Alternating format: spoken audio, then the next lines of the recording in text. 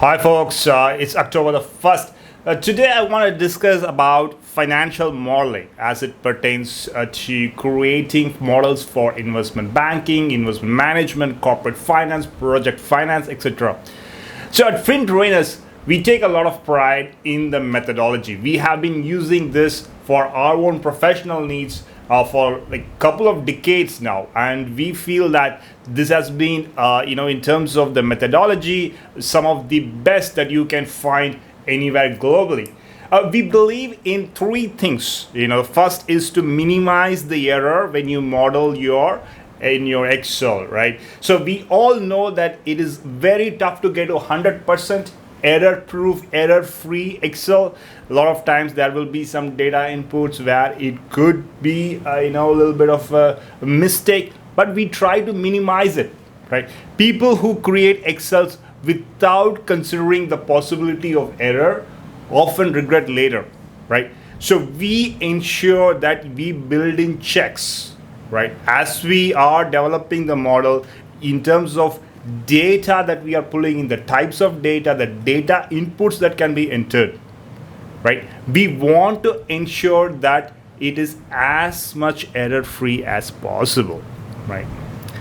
We also want our models to be flexible.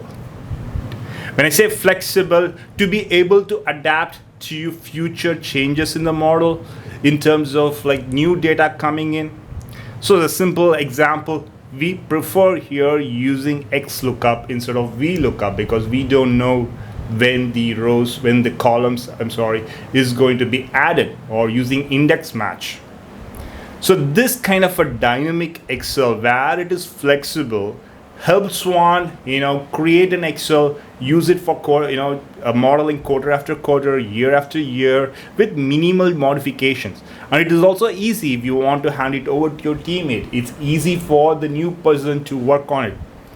The third thing is the top-down principle. This is something a lot of the entry level financial analysts commit mistakes, is to create models that are overly complex, but they miss out the big picture. At FinTrainers, we train our analysts to create models where they don't lose sight of the big picture. Whatever the work is, whether it is a projection, whether it is creating a valuation, whether it is a DCF, LBO, whichever model you are working on, there has to be an executive summary or in the model, a page where someone can take a look at it and understand what's happening, and have those levers, the key levers alone there, so they can flex it and see how the big picture number changes. So remember these three things, creating error-proof Excels, flexible ones, and at the same time not losing sight of the big picture. At FinTrainers, our Excel courses, our financial modeling courses are broken into 3 modules.